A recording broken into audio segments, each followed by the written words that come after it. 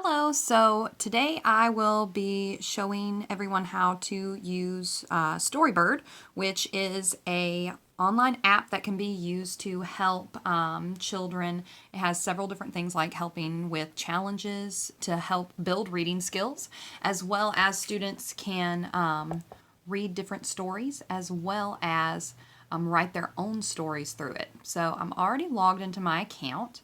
When you go, it has a free trial of only a week, but of course you can use different ways. If it's an educator, you can do different memberships as well. Several of the memberships are going to be like a monthly plan, a yearly plan, or if you have a family plan as well. So when we're on my dashboard, we can actually go to a tab that's called Classes. This is where if you are a student, you can enter a class passcode that the teacher provides for you and enter that and you can join the class. So of course, if this was an educator one instead of the free trial, then we would be able to, obviously, it would generate a passcode for us as well. So going back to the Your Stuff, there's obviously several different tabs that you can choose from, one of which is Reading. Where you can start reading a story and it'll save your progress on that particular story. Or if you are writing something, it'll include the published works, which you can publish publicly or privately. This one particular one, when I was working on it, I did as privately. Or you also have the option, if you're in a class, to publish it to that specific class, which of course helps teachers grade reading assignments or writing assignments in this circumstance. So with the Read tab, you can choose from different options such as picture book, long story form, comics, flash fiction, or poetry, and even blog posts that you can read from. Depending on what you select, such as the picture book option, it will allow you to choose different stories that you can read. All you have to do is click on one, such as The Gift of Storytelling. This is someone who published their work publicly, and you can scroll through and scroll through the pages to read the story. One of the best aspects of this app is the Writing tab. So you can choose what you click on. So for instance, we'll click Poetry this time. What it does is it provides illustrations that you can choose from.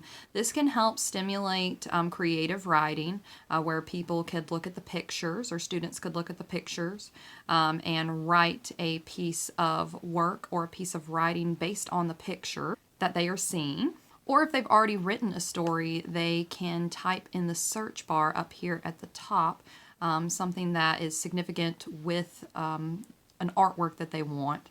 They could type in a specific image and it would generate some. So this is great to help students with prompts, to where they just select an image with creative writing use, or if they have a story and just need pictures, it helps create the full effect of a piece. So we're going to go to the picture book one, and basically we're just going to select an image.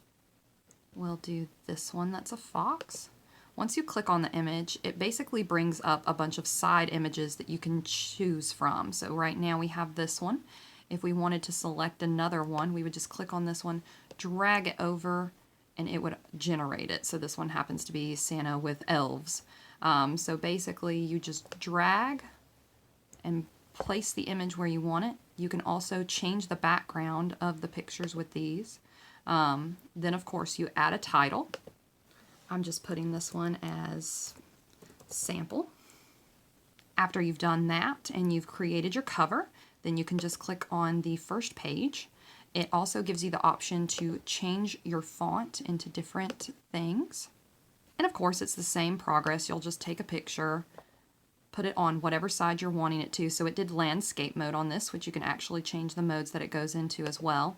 And then you choose your font, and then you just type what you're needing to type.